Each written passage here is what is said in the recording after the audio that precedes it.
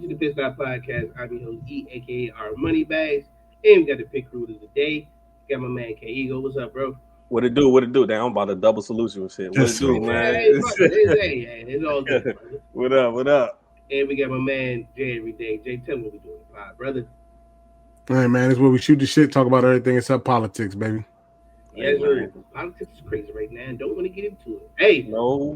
Hey, well, since speaking of politics, you see the heat your man Stephen A. Smith caused.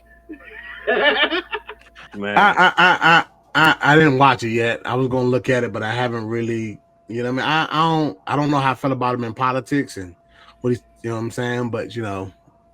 Hey, look. My thing was he caught a lot of backlash for criticizing Jasmine Crockett. She's a senator, right? If I'm not mistaken, right? Yeah. Yeah, because she's yeah. So anyway, so he criticized her, talking about the way she talks, and just gave a lot of criticism to her, whatever. And so of course, black media killed him. Black media killed him. Political pundits killed him, especially in the black side. Right. And I know what he was trying to say. Like, you still have to. What he was trying to say. Well, I know that you still have to have some kind of decorum. Right. When speaking and all this other stuff, and he was like, well, he's still the president and all this kind of stuff. I get it. But yeah, bro, he's more so speaking from the stance of we gotta speak from the inside out. You know what I'm saying? Like befriend him, be our spy, take it back to the community so we can, you know what I'm saying? Well, know what's coming. Right, and then his thing was, you still gotta work with the dude. Like, I understand where you're coming from, your frustration, you still gotta work with the dude. Yeah, but, I mean, how are all wars ended?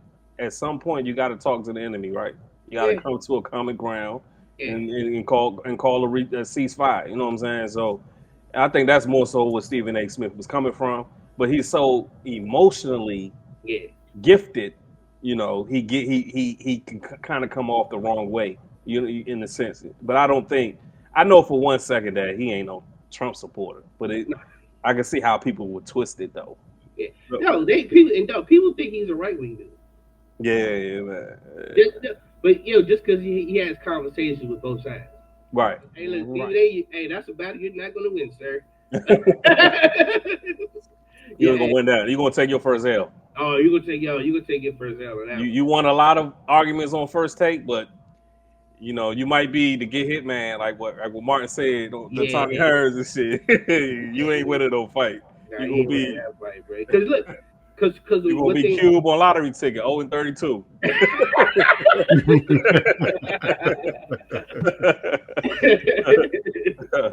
Yeah, man. But that like you said, man, it's hard to win that battle because both sides are passionate, and they're right.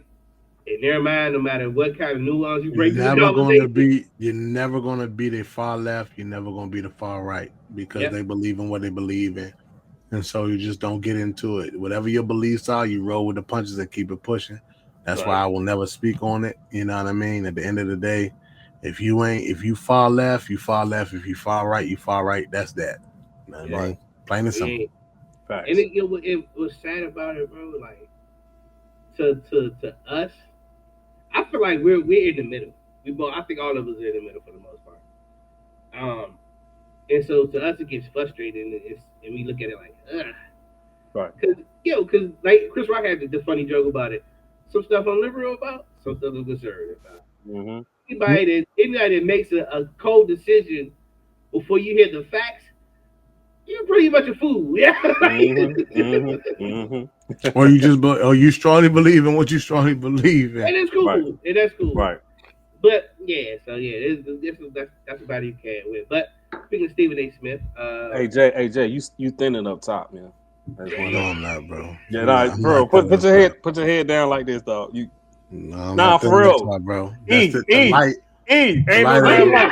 Put your head down. Put your head down real quick. Look, no matter where I put, you put no. Hey, so all our viewers, we're gonna hold a vote. My man standing up top. You talk about his headline fresh. It is fresh and crisp, but that's not what you going ball at, son. I'm not standing up top, bro. Going ball right here, son. I'm not. So I got the sunroof out right now. I ain't shaved yet. The light is right above my head, bro. That's what I said too. That's what I said. No, your shit. That's what I said. And look where I'm at right now, bro. Look, you standing up top. Bro. If I cut the light off. He go wait. Hey, I saw that before. Hey, I saw that before. Look, I'm not thin up top, bro. I'm not thin up top. That's fine. I'm not thin up top at all. I'm strategic with balance, man. I'm strategic. Hey, this the first teaser, man. My man finally finished. I'm not thin up top, bro. Coming home, man. I'm not thin up top, but okay. Oh man. I can grow my hair out. I can grow my hair back out, bro. I can grow my hair back out. Maybe you should. Maybe you should. I can grow my hair back out. We know where you going ball. We know. I'm not going ball. We gonna see the thin more than the waves. But go ahead. I mean, that's fine, bro. Like I said, I'm not thin up top. You want me to just be on your side of the field? Nah, you in denial, bro. I'm not, bro. I'm not. Go ahead, E. My bad. You see, if you look at my forehead, you see where the light is shining at. So as soon as I dip my head, that's exactly where the light shined at. Okay, Jay. I'm cool. Like, you know what I'm saying? If I was standing up top, I would let mine go. I don't have no problem. You was the one that had a problem with letting your head go. You waited till your release date got pushed back and they shelved your music. They shelved your you pushed your release date back and they shelved your music. You know what I mean? Oh man, you gotta be snorting no hair and shit, man. Go ahead. Hey yo, when I say this nigga, bro. Hey yo, you already know. You caught on, right? I saw that shit before we hit record. I said, okay, I'm gonna save this shit. I'm waiting for my entry.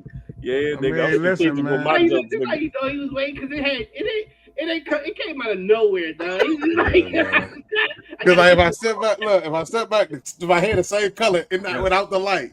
You see what I'm saying? My hair the same color. He said he got the right angles. Exactly. Put it all the way down. Put it all the way down. See? You're thinning. You're thinning, son. You're thinning, son. I love you, bro. I love you, my brother. I love you. I love you to death, man. I love you to death. If it was me, you would have got on my ass, bro. No. You didn't say you did it, nah. But why you sound like he said? Yeah, cause like I'm not like the light is literally. Come on, Rock. Yeah. Come on, Rock. No, he sound like what you would call off lean on me. You're thinning, son. Yeah. He been waiting. Kenny been waiting to say that since I cut my hair. Whether I was thinning or not, it don't matter if I was. It don't matter if I had a bush in my head. If I did like this, I'm telling you, you're thinning. You need to cut it. You know what I'm saying? It didn't matter what I did. He been waiting to do that no matter what. Since I cut my hair, he been waiting to say that. You know what I mean? Well, hey, look. What's crazy? We still had a segue. Speaking of headlines, Stephen A. Smith.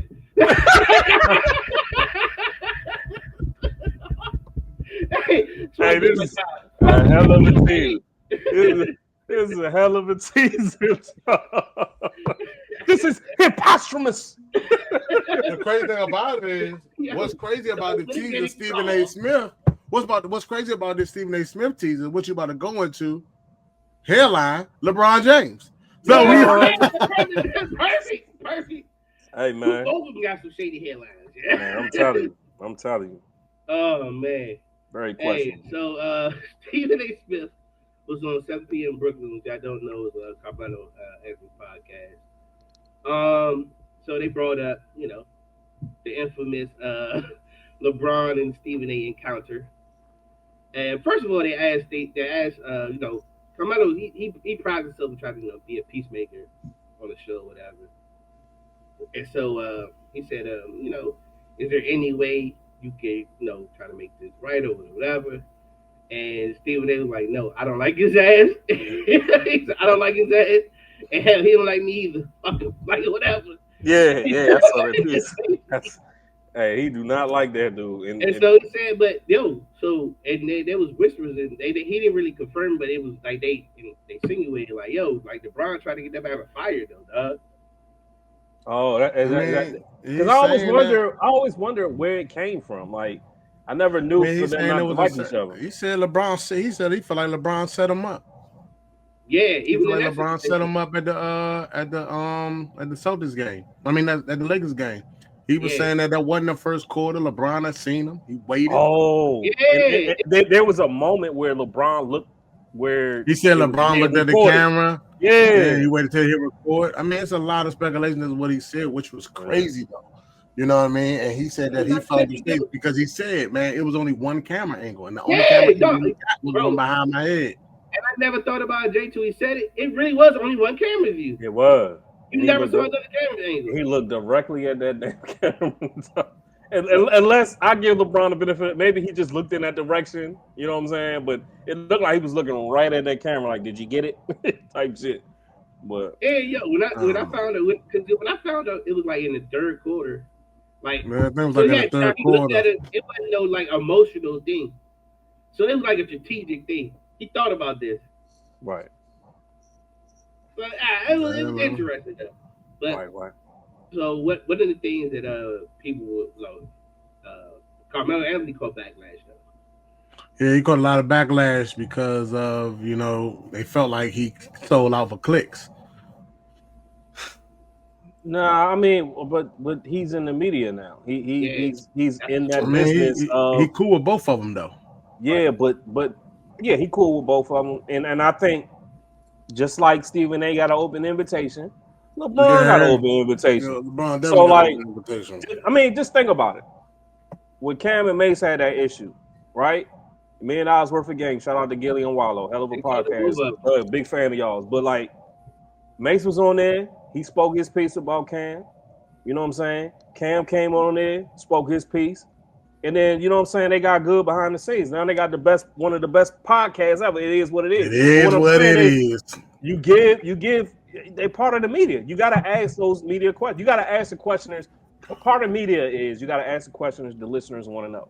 Yeah, that's why I became one of the biggest Breakfast Club fans ever, because they were one of the first, before the podcast era, they asked the questions that I wanted to ask. People thought Charlamagne was a dickhead, but nah, I want to know. He asked the real question. So, like, it's not wrong with what Melo did. And Melo can put up. Yeah, and then not to mention, I'm quite sure he probably told LeBron anyway before the dream came out. He probably knew. Yeah. So speaking of Melo, fuck, forget. That's a good point. Did y'all see him yesterday on the NBA broadcast? Man, he looked like an 80s drug dealer, man. He had a sweatsuit on with the shades. I swear he's selling drugs. Speaking of that, though, and I get into that, and then something else I want to bring up too, and we get into the NBA shit. Yeah. But it felt good hearing that damn NBC song, man. That shit, bro. It took me back to my childhood years hearing that damn song, man. And I love the way they did the storylines, dog. Like during the game, before the game. Interviewing the teams and going back and forth. Remind me of that old school shit. Yeah, that's what they did back in the. And I like the way that they're following the old. They're not trying to recreate something. Nah, you had something that was classic. They just lost the contract.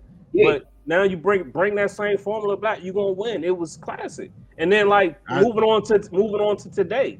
I didn't look. Okay, all right. I'll let you get into that. I didn't want to jump the gun. My bad, y'all. I just. When I see Melo on a suit, I mean, sweatsuit, man, he look like 80s drug dealer, man. Yeah, he look like he was money making Mitch for somebody. Money making Mitch, yeah. Somebody, and it's funny because I posted a comment, whatever. I think it was Facebook, whatever. Then somebody was like, "Yo," he said, "Man, what's up with Melo though? Everybody else got a suit on." I'm like, "Yo, it's Melo, dog. You gotta think Melo is our. He's like our AI. Basically, like he's our AI, bro. Like he's our age. It's like." But the suit was nice. The sweatsuit was nice as a motherfucker. I told that shit still was sweet though. But here's the thing though, like people gotta understand, like millennials now are being in their 40s, late 40s, 50s and shit. we're going to dress the way our generation dress. Just like the old school, our parents and the generation before, they dress the way they dress. Shit gonna change. You're not gonna see a 50-year-old man in slacks every day, except for Smooth, because that's all he wears. He wears slacks every day. Shout out to Big Smooth. But anything anyway, we gonna go to ESPN. Like ESPN had, I'm sorry, Jay.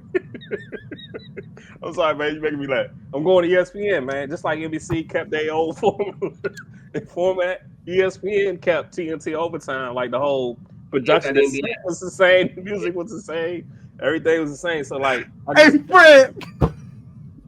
Fred called a scream for no reason. He said he wears slacks.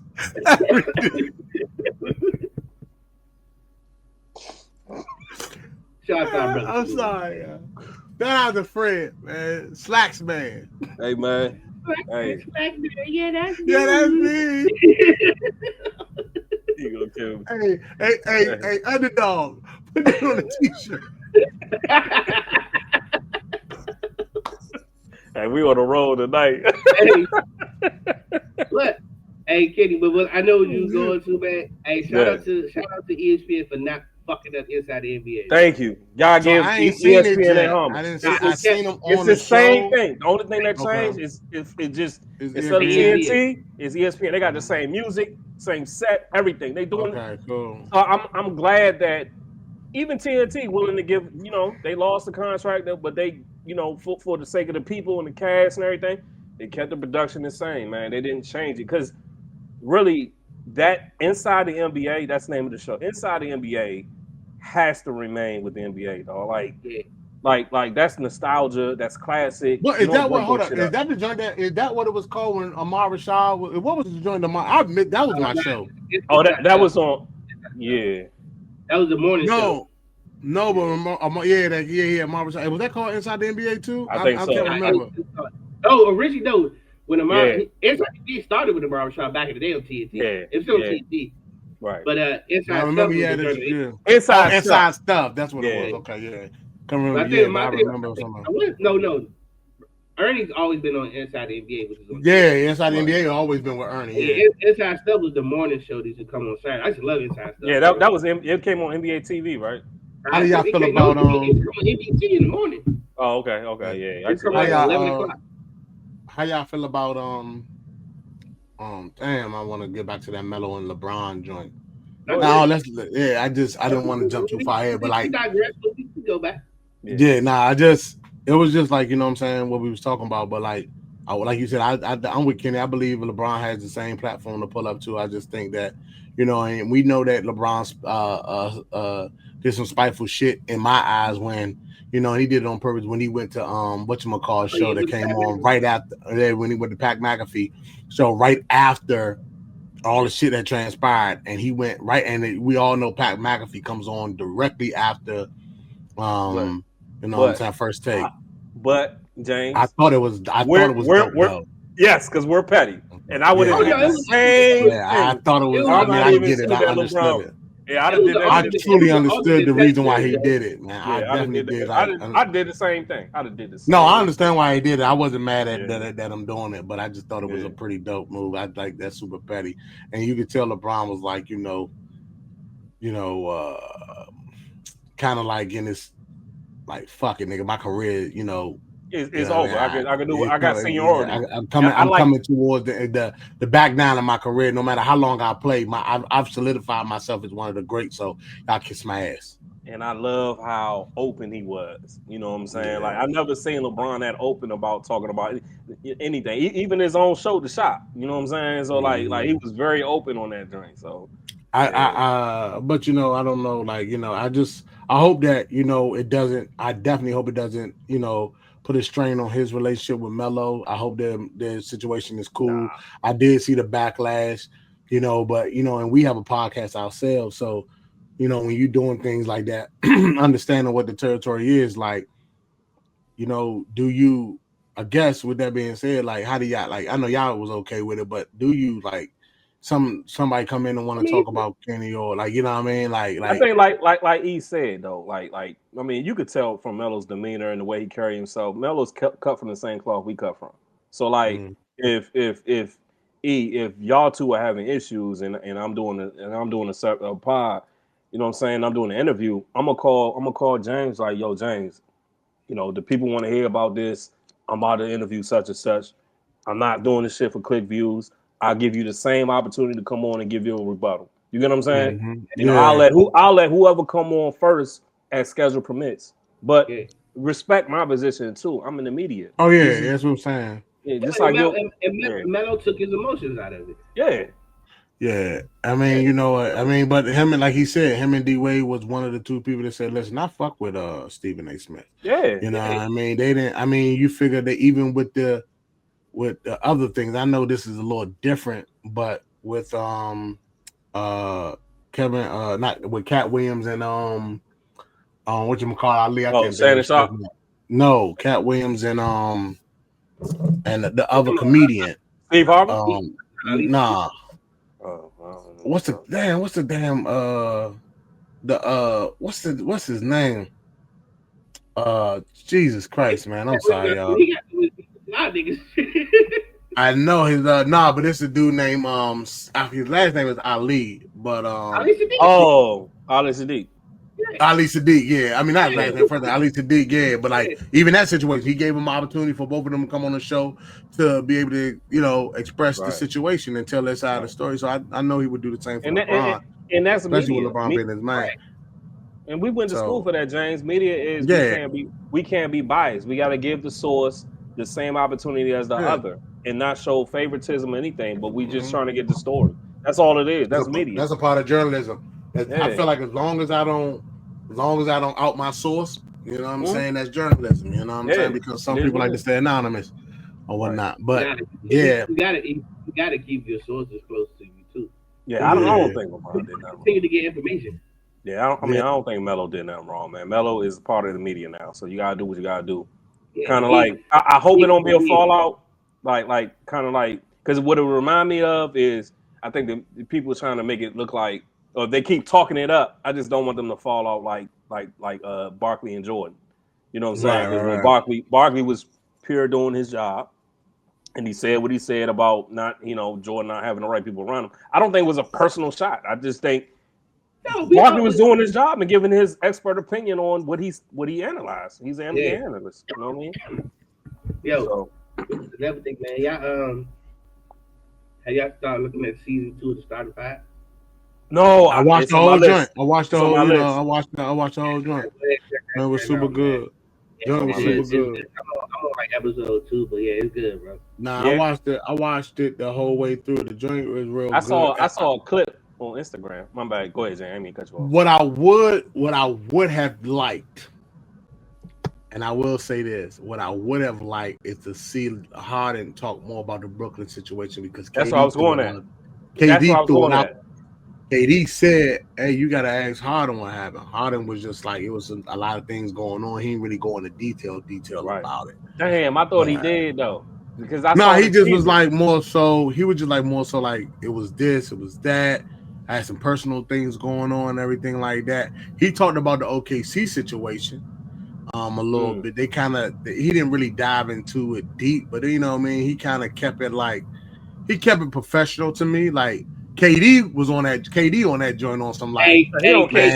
KD is where LeBron is at in his career. He just don't. You don't kill him. Yeah, KD on some like, to me. KD like. I kind of like the new KD though, man. Me too. Yeah, but he talked about it.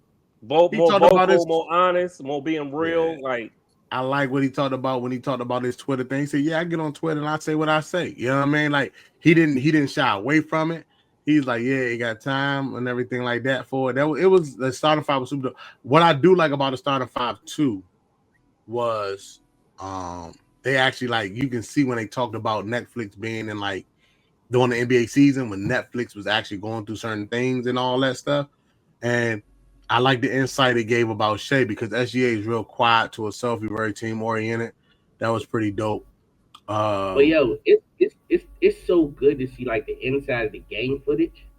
Yeah. And just to see how them niggas be boogieing, bro. Yeah, but it was talking about like just Jaylen Brown, his journey. Like even during the season, he was hurt a lot. Like, you know what I'm saying? Like You know what I mean? Like KD was hurt a lot. Like that, I didn't realize it until you watch it because it's focusing on them. KD was hurt a lot during that last run with the Suns, that last year with the Suns. He was hurt a lot. Like them Bama's was in like I think like them first like 10 to 15 games, they was like number 2 or 3 in the West, and then he twisted his ankle real bad, and he was or pulled a hamstring, one of the two, and he was out for like 2 weeks. Then he tweaked his ankle again. Then he tweaked his ankle again. Like he kept tweaking his ankle, and it was not like it was always stepping on somebody's foot. And when he tweaked it, it was bad. Like at that point, it becomes a mind thing after that. Like, but it was more so like he'd tweak it, and then like one thing I do like what James Harden talked about too. He talked about the anxiety of the game because of they always talk about his playoff woes. Let me ask you this. Mm-hmm. Okay, I want to hear about that. But did he talk about his stint with the Sixers? Nah, they ain't really even getting to that. Okay, cool. Right, so like they asked KD, said you gotta ask him why he left Brooklyn. I want to see what James gonna say. That. But they still cool. They real cool or whatever. They real cool though. I like the fact that they put the city on always. His mother was in the car. She was playing the go-go. So I like the fact they put the city on. I think he was going for 30,000 points. He said he's going for 30,000 this week, and with the game, and we're gonna play the music. He need like 26 points, but it just shows how easy it is for him to score. It showed how good SGA he was. They talked about all the things and stuff like that, but to see them, they interact with the family. Like the Bama SGA, well, I don't know if it's real or fake, but like that team, like what you see on TV and how they like when they always doing their interviews together and stuff like that. That's how they are. Like. And like from what they showed on Netflix, like they always together. Like they was all pulling up to SGA house. He was selling them clothes, like giving them clothes because he said he don't wear the same thing. Like anything he wear, he really don't wear a lot. The thing about SGA, he talked about it. We're gonna see like when it comes. As he progressed in his career, but he was like fans. The one thing he did say I thought was pretty dope was he was like fans. They see you one way, and I try to make sure I do that. Like kids think of you in this stature, and I try to make sure I show them that, like sign autographs, this, that, and the third, XYZ. And he just stayed calm, collected. Jaylen Brown, he talked about why he started his brand and how like he's in the science, like that. He's so intellectual, whatever have you, smart as I don't know what. Very smart, very intellectual. He talked about him and his mom. She was on the joint. He's a serious guy, yo. Yeah, but the thing about it is, you forget that these guys go through things like somebody broke in his mom's house. Yeah. You know what I'm saying? So he had to sell a house. His grandfather at the time, like his grandfather, I think was like top boxer. Yeah, but he was like top boxer. Like he sparred against some good people, but he had to have a surgery. So it's like everyday life stuff is going on. Like, and you don't realize it because we look at them as, celebrities and everything like that. Like even last year on the Starter Five with Edwards, it made me like him, but he was having a child while he was playing in the game. Like his wife or his girlfriend went into labor while he was playing a game, and you know what I'm saying. Like, but the gig is the gig, man. Yeah, but just even with James Harden, so how private he is. I didn't even know he had a child. He got like a 5-6-year-old son. But that's why I said when we was on Hunter podcast, he mentioned the EYL interview. It was a very good interview. It gave a little bit because James Harden don't talk, bro. Right. So it goes to the narratives in the media. Like the narrative when he was in Houston was so terrible. Talking about he was bad. He couldn't do this. He was always clubbing, doing that, whatever. But you can't be a club and average 37 and be killing everybody, dog. Oh, you just partying all the time, coming hungover. Yeah, he talked about that too. He definitely talked about the anxiety because they were talking about the Game 7 or whatever have you, and like how like he was trying to do some things, everything was good, and then it kind of turned for the worse. But you know what I mean? He talked about that too. Like, and then this people on there, like Stephen A's on the joint. He talks about certain things. You know what I'm saying? I would challenge anybody to go watch it, man. Definitely a dope series, man. Started out on Netflix. Yeah. I would definitely check it out, man. Could I shout out one? Could I shout out somebody? Like y'all know, like shit. This dude was the reason why I had cornrows growing up. You know what I'm saying? Like he made that shit real a culturally type of thing. But like Allen Iverson, man, he got a a new series coming out, a new book. He wrote a book, and then I think he got a series that's coming out on Prime, and he's going to be more vulnerable. He's going to open up more than just what we know about now, because there's been a ton of series on him and things like that. But like one of the things that stuck out to me, he was on the Breakfast Club, and he talked about giving up drinking and how he wants, it's good seeing that. And I brought this up to bring this up because it was somebody else too that you brought up too, James, that we talked about. Who was that person again? It was another person that we talked about. Gucci Man. I'm sorry. Oh, that was you, E. That was you. My bad. Yeah. I'm gonna clean all that up. I'm gonna clean all that up in the edit. Oh man, come on, Dave. Nah, but it's good. It's good seeing like people that adversely affect the culture, the way that those two individuals did, like Gucci Man, and then Al Iverson. Al Iverson, for one, he said he gave up drinking, and it was more of, he said it was more of a maturity decision, a maturation decision for him. He's 50. He'd be 50. I think he's 50 now. He turned 50. And he just felt like get that bag. They about to get that money, ain't he? Got to get that money out from Reebok. And it's crazy saying Al Iverson. It's crazy saying Al Iverson 50 years old right now. It's really crazy. Like time fucking flies. But like he said, it was a maturation decision for him. That's what he said on the Stephen A. Smith show, and then also Breakfast Club. You know what I'm saying? So it's good to see like people that was they was the culture. They was who people was trying to dress like, had a hairstyle like, or heavily influenced like Gucci Man for one. Now that you go into that, E, but like, I mean, just to piggyback on what you're talking about with Al Iverson and the drinking, Gucci Man had to make his mental health. He had issues, and then he didn't really know because he had a new book too called Episodes. Where he was having like episodes, whatever, like manic episodes. And people, it happens in the black community. We just know certain people, like, oh, that's just how they are. Yeah. And then with him, it went hand in hand with the gangster lifestyle. I don't know what that was. But that was his lifestyle. So but he really, because he really was on the street. No, it was, but the mental health played a part in that, though. Yeah. And what happened, it didn't glorify the mental health. It glorified the gangster part of it. And what was happening was he was like, yo, the drugs, they was feeding him. They was just feeding him drugs. They were, oh, man, just smoke some weed. Or just do this. Or just drink this. Or do, you know what I'm saying? As long as the money keep coming in and people around you, they don't care. And so then he found out when he got with his wife. That's when he really started exploring, and then she helped him get help. Man. To all the fellas, man. And I know we about to have a very special Pit Stop podcast with some beautiful women on Barge Andre style type of joint. But like to every man, get you a good woman behind you. That's a fact. Real talk. If you did you see the Breakfast Club interview? I didn't watch the Breakfast Club interview yet, but I did watch his interview and what he talked about and how he thanked Jeezy for being a man about, like not, being on some man time shit and not going left with the situation when they was talking about the verses. He talked about how, he always loved Keisha K.O. He always thought about like when anything happened, he would go get it. Like he would like looking for it, stuff like that.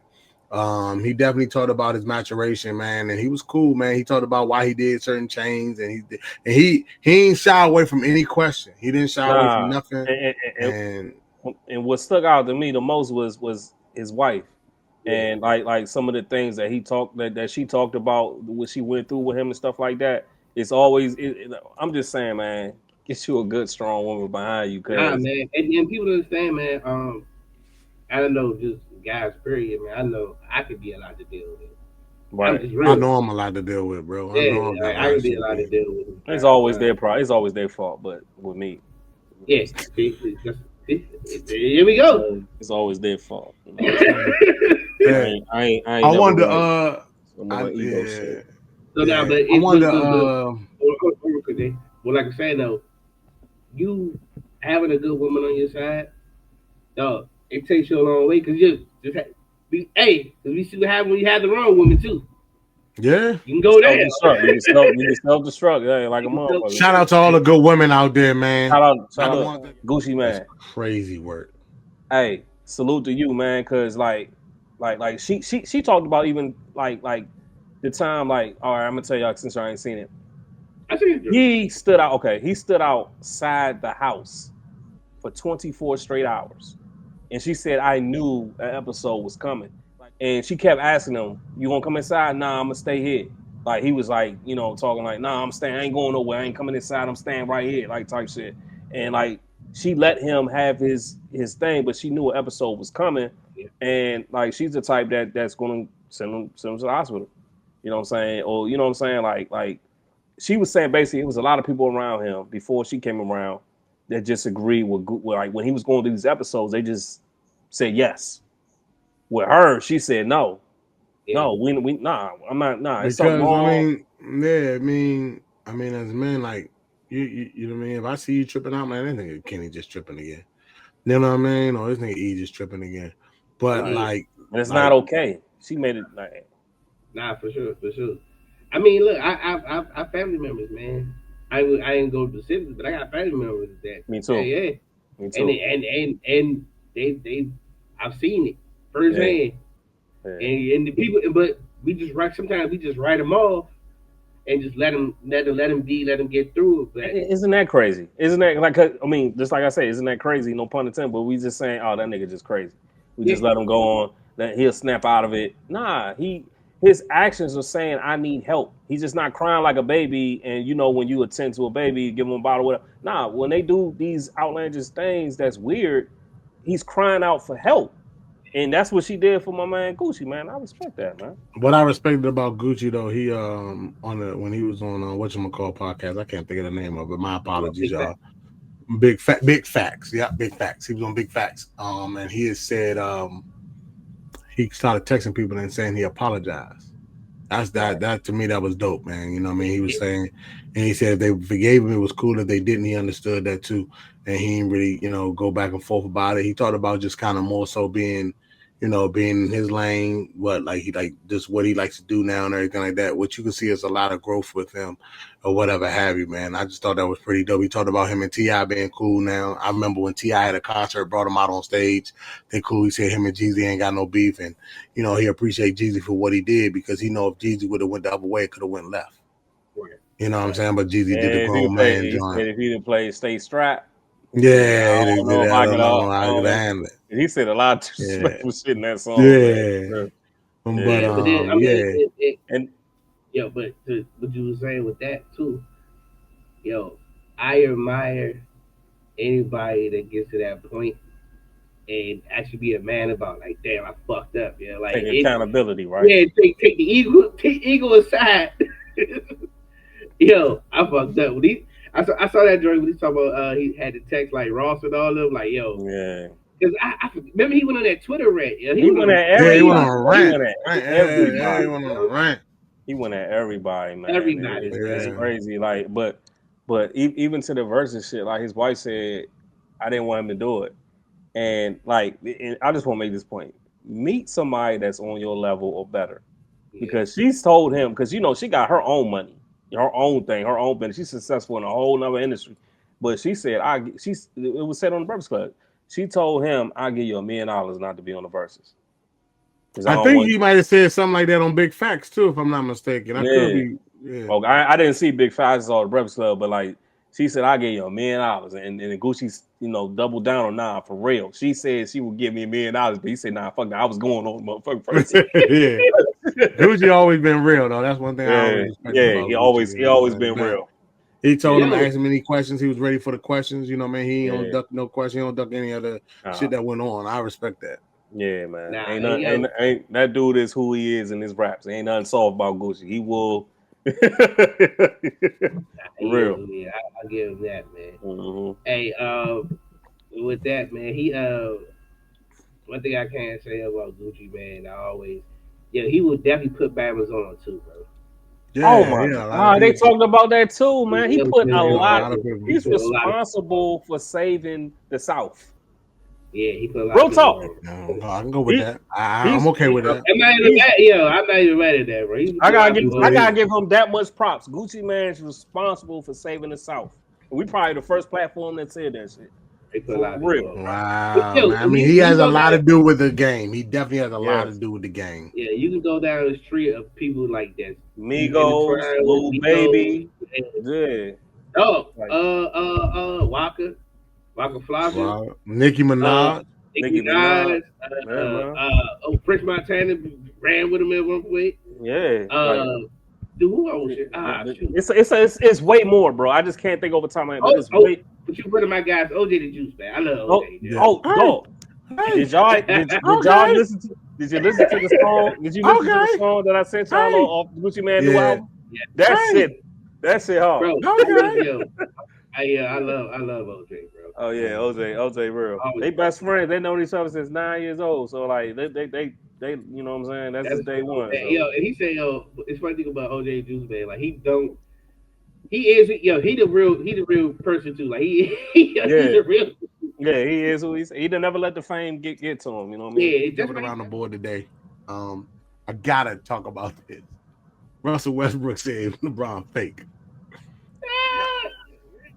I think the only thing fake about LeBron is his hairline. Okay, I like that. But it's Russ though. Like Russ is kind of dude. Like you got to be straight with Russ. Yeah, but one thing about Russ, I think Russ is acquired taste too for people too.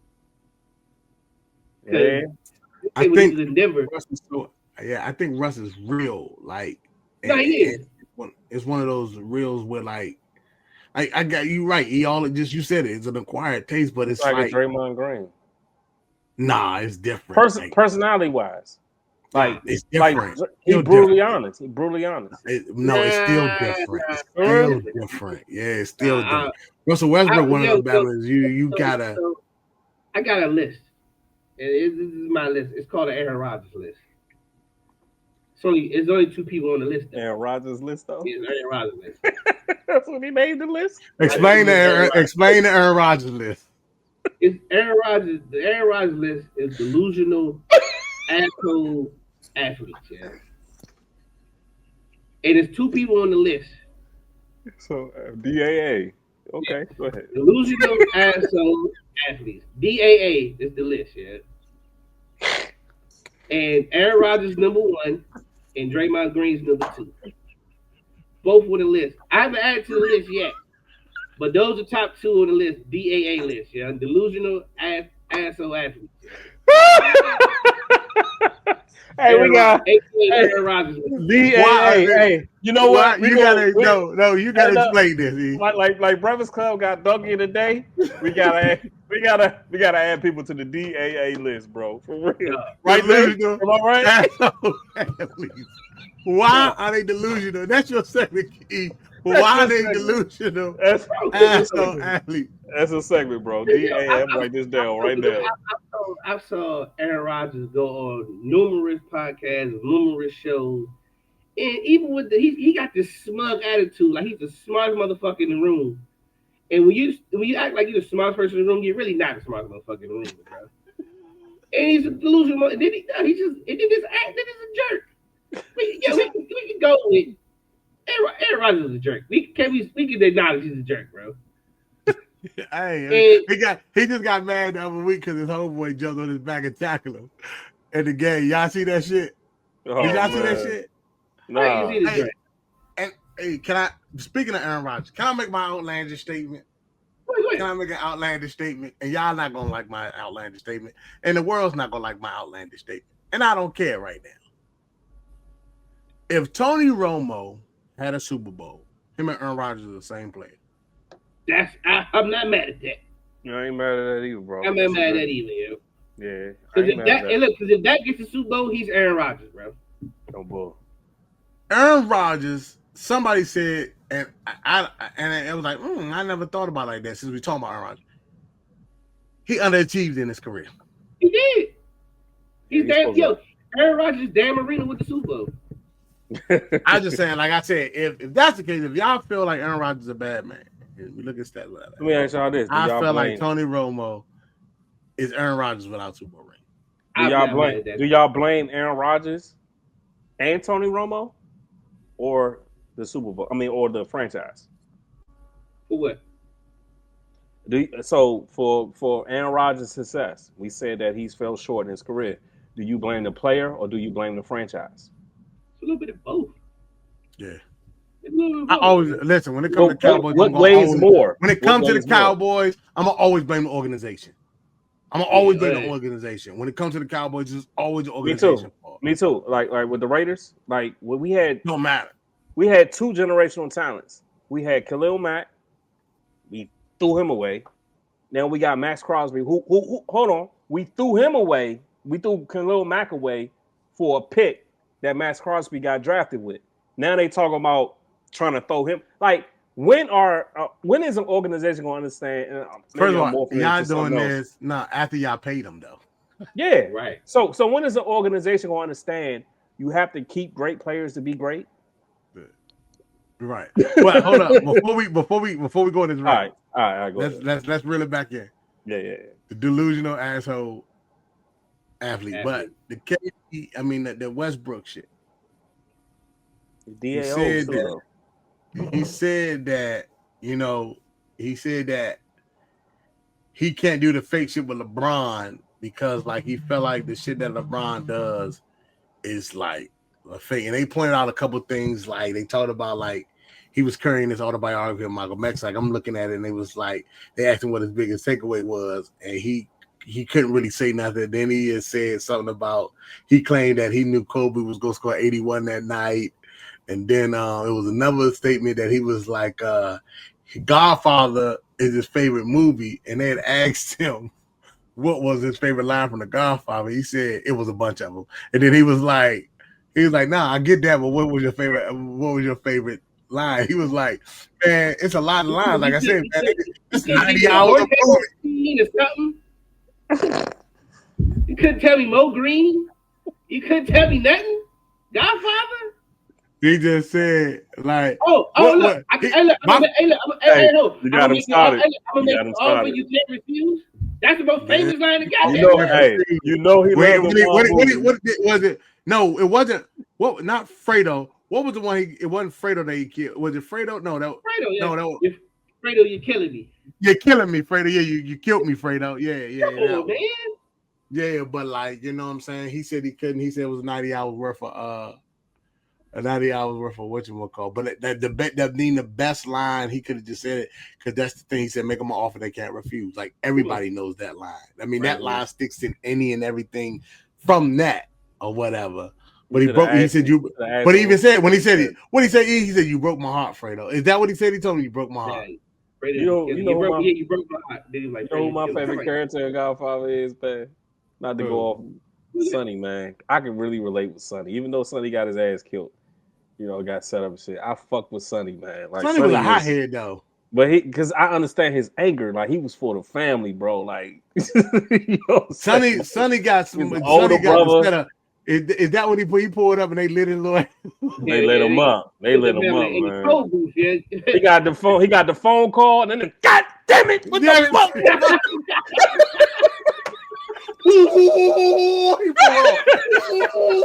They lit his ass up. I ain't never seen nobody. It kind of remind me of the end of Training Day. The way they got the thing, it was like the end of Training Day. He beat the shit out of boyfriend. He did. But but he said Russell Westbrook, like, and then was like a Will Smith situation where Will Smith came. He was like, James and Davis left the room. He was like, they saying that he told Patrick Beverly like they get to do whatever they want, and then he said, but everyone else had to, has more or less stay in line. Then he was saying shit like he started asking a bunch of questions to him, and he was like, "Man, this shit." Yeah, he pretty much hogged the whole joint. It came to the LeBron show. Yeah, he's just so fake. But I don't know, you know what I mean? So I just like wanted to know what y'all thoughts was on that, Westbrook, because like you said, Westbrook seemed like he's one of those guys that just make you uncomfortable if you try to do some bullshit. Westbrook. No, Westbrook's not. He's not for foolishness stuff. And I think, and I feel him on that. because as a fellow Aquarius, I don't even be Aquarius or whatever. But as an Aquarius, he's got certain stuff you just like, all right, man, I ain't supposed to do this. Like I can't, bro. And when you know it, and you just read through a person, you like, all right, bro, like this is bullshit. Why are we even doing this? First of all, don't even play in my face. Don't even act like you fake. Don't be fake with me. Right. I just look, and and it comes back too. I found, well, I don't know if it's true, but that they was like, he tried to get Westbrook trade on the back end. Yeah, he said he tried to get Kyrie or something like that. I heard, or he wanted Kyrie, even though he was saying let Russ. We just need Russ to be Russ.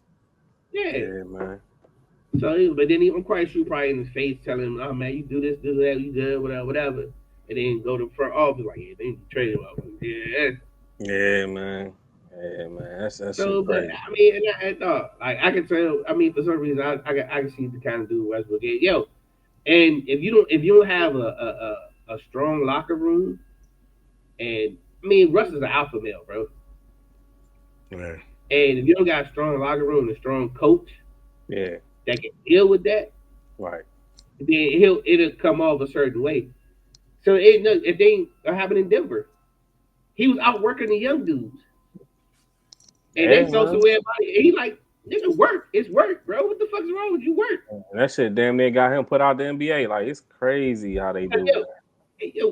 Because I'm out working young dudes, and I'm a veteran.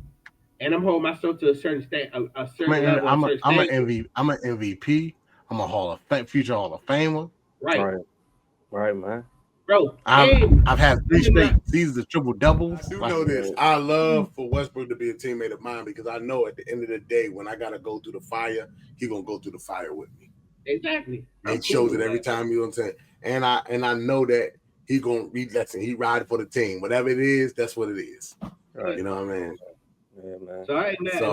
I like Westbrook, man. I know what I'm gonna get with him, bro. Yeah. Yeah, man. Hey. So yeah, Shout out to Westbrook, man. He always you gonna know how he feel. To be honest with you, he gonna tell you. I can see how that relationship there was a clash. Like he even when he was in Houston, he fell out with Harden. Yeah, Harden. Yeah, and that was like he said Harden he was on some bullshit, bro. Coming to practice late, coming to meetings late. Yeah. He said it was one point they were in the meeting. They were like, man, fuck that. He said, man, start without him. Yeah, man. It's just unfortunate. Like Russ should have a ring. His dedication, how hard he played it. It's just when you play for shitty organizations, that's what happens. But the funny thing about it is, and that was a crazy thing. On the speaking of starting five, on the starting five, KD and them played Russ and them, and Russ and KD, they look like they buried the hatchet and they good to go. So Russ went over to Mama Durant and was like, she said, you better come over here and give me a hug. He said, hey, Mama Durant, and everything like that. So it just was cool to see that too. Like, you know what I mean? Because it just seemed like they buried the hatchet and they on good terms right now and everything like that. And that was good to see because, they for me, like, that OKC, that was the team, like the youngest that we love to see. Like they, they younger than us, but to watch them. First of all, hold up, E. He done drunk half the bottle before, and now all of a sudden he pulls the wine and want to spin. I want do that, Brian, too. What the hell? No, I'm trying to get to the next segment, but go ahead, E. I'll let you go first, and then I go. Go ahead. Business, man. How you business, King? Go ahead, E. Go ahead. What you got to say? You got something to say? No, I don't. Go ahead. Speaking of hoes, he ain't even holding the cup right. Speak. Listen, man. This is the ego way. I do the shit. I do it how I want to do it. This stuttering ass. Speaking of hoes, let's talk about that hoe ass bitch on the Perfect Neighbor. I ain't seen it yet. I seen it, but go ahead, Kitty. I'm just going. What happened, Kitty? Tell us. Hey, give us the rundown, baby. She's that official Karen of the community. That's just picking on black people that live in our community. And it just so happened, and I hate to be a spoiler, but if you haven't seen it now, you're late. So, spoiler alert. We're talking about the Perfect Neighbor. If you don't want to see it, then this is the point where you need to click off and then come back later after you saw it. But like, basically in a nutshell, she picked on these kids And you know, these kids are kids. They outside and shit like that. She get into it with the kids. She took a skate, one of the kids' skates, and threw it at the kid, and then took the kid's iPad and threw it, you know, went inside. And the kid was irate. They want their iPad. Like my daughter can't live with her iPad. I took that shit from her. I took this. Huh? That's a felony, man. You cannot take people's shit. Yeah, you can't.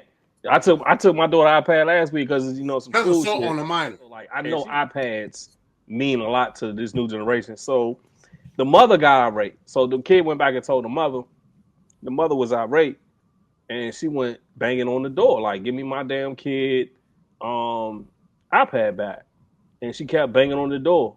Next thing you know, like in the oldest son, I think the oldest son, he was out there like to the side. And like the oldest son, like when she was banging on the door and kept going, you heard this loud ass gunshot through the door, and the shit hit the lady in her shoulder, and she fell down. She was on the ground, and the son was like fucked up. He went to the neighbor house like, my mom just got shot. My mom just got shot. Come out, help! Call, you know what I'm saying? Like just trying to get some help. So they called the ambulance and everything. Ambulance outside. So this mother is a mother of I think 3 or 4 kids. 2 sons and a daughter. I think 3 kids, 2 sons and a daughter, ranging from like probably like from 12 to probably I'll say the youngest kid looked like she was like 9 or something like that. So they they called the real father. The father came, and you know everybody outraged. They talking to the ambulance, they talking to the police, they giving them the story and everything. The ambulance people saying, you know, they gotta take your mom. Your mom, you know, she needs more. They got more equipment at the hospital. She's gonna be okay. We just taking her, you know, and then she's gonna be okay. Speed up. The father gets a call, and I ain't trying to tear up and shit, but the father, because this shit sad as fuck. Father Go get ahead a and cry, bro. call. It's all good to No, cry. I ain't gonna cry, nigga. I'm gonna put the wine down, nigga. The father get a call.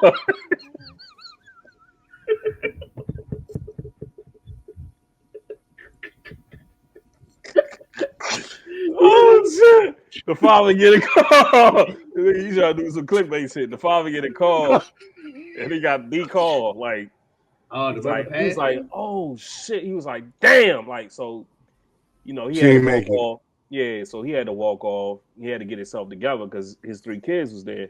He had to get himself together, and then he called the kids over, and he was like, yeah, You go ahead and cry, kid. It's no, all right. he I was see like, it in your eyes, man. he was like a lot went through, you know, a lot has happened today. It's been a very, very bad day.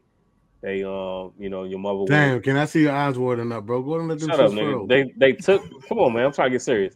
They took the thing. Man, I don't even know if I'm supposed to keep going because we laughing at a sad Go ahead, situation. man. Go ahead. Go ahead. So he telling the kids we took, you know, your mom, you know, went to the hospital, but I just gotta tell y'all, like I'm paraphrasing, so it's not exactly Yeah, yeah, verbatim. yeah. I got you saying. Yeah, yeah, yeah. But he was saying like you know went to the hospital. I just gotta tell y'all like she ain't coming back. Immediately the oldest bawled Yeah. and he taking it on like had I not ran to my mom and told her all this shit might not never happen. Then you got the middle child and the youngest child. They crying because of the, but then they seeing the older brother crying too. So it was just a lot for them, and it's all the shit in the same night, all the shit in like in a matter of minutes. And so the investigation went on. The neighbors couldn't understand like how they took the lady in for questioning, and then she came home like the next day, and everybody like the Nate like it was this white lady across the street like how y'all let that bitch home like types like she was on the side of the Yeah. family grieving and shit. So like the police brought her in and I'm speeding up, I'm going through a lot of shit, but the police brought her in all in a nutshell and was saying they were just telling her, you know, like what happened and all this stuff. And then, you know, we took your computer and we went through your computer files and everything, and you were why was you researching the stand your ground law and all this other stuff? Like it was more stuff like she was researching as if something should happen or maybe It was all a Premeditated. premeditated. premeditated type shit. Why was you looking at all these laws and all this shit? Like it was kind of like it was set up like I'm gonna take this dude iPad. I know the mother gonna come and I'm gonna shoot one of them type shit. So she ended up going to jail. Like I think she got sentenced to like 25 years. Yeah. No, but then you know what too, man. Uh, Another thing that goes like what I'm thinking now is conflict resolution. Yeah, bro. How The importance one of that. one slight misjudgment can change and alter your whole life, bro. Can take you off this planet. Yeah, Every time. and That's Yes, why I yo, sir. stay home.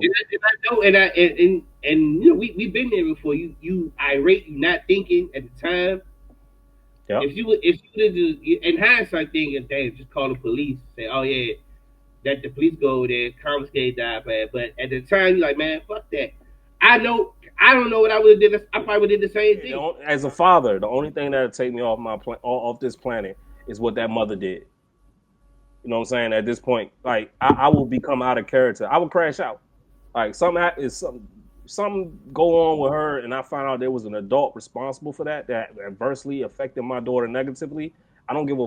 I will live with the repercussions. Somebody else would just some other man or father figure. I hope it's y'all will have to continue to raise her. But like I'm gonna crash out. Like I'm not wired that way to think logically and come to conflict resolution. So I understand where the mother was coming from. Yeah, nah, and I get it. I definitely do too, bro. And Yeah, like I said, you think, I mean, like as an adult, you think I can knock on the door and say, "Hey, what's up? Like, what's the problem?" You know what I mean? It's not that she went over there to like beat the lady up or anything like that. She went over there with the intent of, "Hey, I need to get my son his iPad back." You know, I don't believe that she went over there with the intent. Like, I don't know, I haven't seen it yet, but you usually go over there to kind of, like, "Hey, man, what's up? Where my people stuff at?" I don't know too many people that, you know what I mean, in their 40s. And I'm not saying it's not true, but you go more like you're not gonna do as soon as you open the door, you punch the lady, you stomping her out and everything like that. You're gonna ask the question, hey, what's up? Where my people's iPad at? Where my son iPad at? You know what I mean? And yeah, the thing is, like you said, from what Kenny was saying, it was already racially motivated and she was already premeditated on what she was going to do. She was Mm-hmm. already had put a plan together to make sure that she can, that this would happen. I mean, but that's just how the world works. What I've been, and I want to talk about it because we're on the show, man. And I just want to get our thoughts. Everybody know that I got a woman, I got a beautiful woman in my life, and she watching Love Is Blind. I watched a couple of seasons of it, man, and Yeah, that shit bro, dope. I don't know if I can marry somebody after talking to them through a wall and never seeing them. yo, one thing I can say, I understand that concept. I understand. I Concept. definitely understand the concept. Go ahead, E. I'm sorry. I saw the first season, Me too. and That's the season I saw. Yeah. yeah, no, look, I am impressed that the couple, Lauren, the white guy, and the black girl, I think her name was Lauren or whatever. Yo, they still together. They had a baby just now. Yo, so Oh hey, wow, love that's what's wins, up. man. Yeah, Yeah, congratulations to them. But I was watching the episode, you know what I mean, and it's like now and like for me, like the first season, cool. Second, you know what I'm saying, like I'm watching the joint, she watching it, so I'm sitting there with her when she watching it. I ain't gonna sit here and lie. I ain't gonna be one of them guys like I don't be doing that. She watching Lifetime. She watching Lifetime right now. It's the countdown to Christmas. You know what I mean? If you got a woman, bruh, and all you men, let me just go ahead and don't even fake it. It's on two of the four TVs in the house. You know what I mean? So she watching Countdown to Christmas, or she watching Love Is Blind. So they were watching Love Is Blind, and you know what I mean? Like it's just crazy to sit there and you talk to somebody behind a glass and y'all get to know each other over a couple of weeks, how many ever weeks it is, and then you say you're Right. gonna marry this person. That's a crazy thing to me, no matter what, man. That's I feel crazy. you. I feel you because like when you vibing with the person and y'all vibing behind the wall and shit, like you thinking about your type. You know what I'm yeah, saying? Yeah. My type look like Kyla Pratt. Kyla Pratt. You know what I'm saying? So like that's my type in a woman for real. Y'all look, see, my that's my baseline. like that's one of the problems to have a relationship with me. Like women, especially I'm with my ex-wife. Like yo, I'm scared because you don't have a type yet. So I never know what could trigger you. Right. And Right. I kind of is kind of tricky because I really don't know. Yeah, like Yeah. it can be stuff like she might be smart, or she might have some legs that I like. Oh no, she might have big ass boobs. I don't know. It might be something I don't know what it is. Right. Right. But Oh, I I didn't. like what if you But that's yo, y'all go through. I've been through phases. like I've been through phases where I like this kind of girl. I would do phases where I like this kind of chick. Yeah. So yeah, I don't know. Is this after the divorce? Nah, it's always been like that. Yeah. Always been like that. Cause I'm a personality guy. You know what I'm saying? I mean, of course, I like my woman to be attractive. Everybody like that woman to be attractive, but you know what I mean? Y'all know my lady, and you know I'm a personality. Yeah, y'all belong together. You know y'all belong together. Yeah. Nah, but like guy. I was saying, like you get you because like you trying to get in their mind and basically understand commonality, which I like. They gotta find stuff in common, all that type shit, and then but in your mind, like from their voice, you think they look like, in my essence, you think they look like Kyla Pratt. You know what I'm saying? But then so I'm rewind it here. So you know what I'm saying? Like you bonding with somebody, commonality, you find something in common. In my mind, I'm thinking Kyla Pratt physically. But then you come around the corner behind the wall and then you see who you meet, like the motherfucker on more money. But stupid. But I will say this. What do you do? Like which woman on more money? Because the one that was chasing Marlon in the fucking club. That's who the fuck I was talking about. The fuck you mean? You seen that? I'm just saying, Dane Wayne's had a joint. She was tough. Oh no, she was bad. But come on, bro. You know I ain't talking about her. Stacey Dash. I ain't talking about her. Well, go ahead. But she don't look like Kyla Pratt either. Nah. But look, on those shows, think about this, bro. When you go on those shows, nobody's gonna be ugly, bro. Ain't nobody I won't say that. I won't say that. I ain't know. For the most part, I ain't seen no ugly joint. Well, look, hold on. I take it back. I ain't watching new seasons yet. So I don't know. They might have changed it.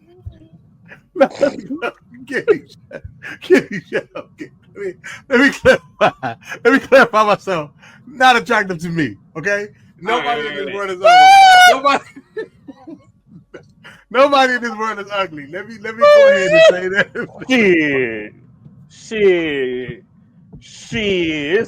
There's some ugly motherfuckers on this. God, like sometimes God perfect. God is perfect. But damn, sometimes he failed the art assignment. Sometimes he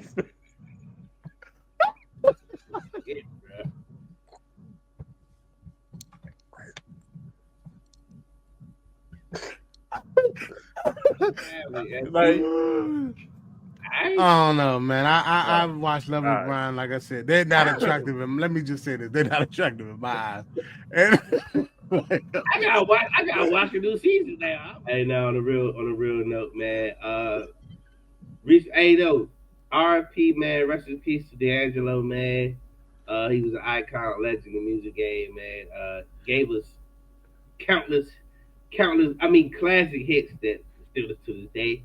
Yeah, man, shout out to him, man. Yo, loving your loved ones, man. We we're going through a lot of funeral, a lot of love. Speaking of that, man. Yeah, go ahead, Jay. Want to give prayers out to D'Angelo and Angie Stone's son. Yeah, He lost his parents in I think a 3-month span. So you know what I mean. I want to go down. I just want to give a condolences to you and your family. Yeah, man. Condolences to you know what I mean. Yeah, man. Yeah. Yes, sir. Hey, man. Shout out to our brother too, man. My brother Matt, man. Shout out to Matt. Count your blessings, man. Please do what your heart desire, man, because the only thing certain in life is death. And so, you don't want to leave this earth with woulda, shoulda, couldas. I know we do a lot of planning for our future, but, if you can take advantage of whatever you can now, take advantage of it now.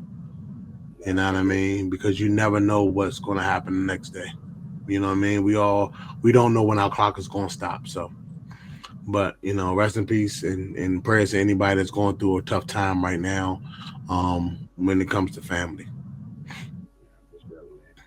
Hey, man, look, with that said, man, it's the Pitt Stop Podcast. Hey, love y'all brothers, man. It's always love y'all time, too, man. Bro.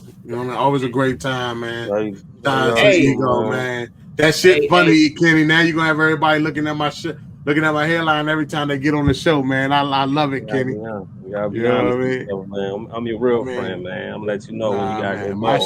My shit good.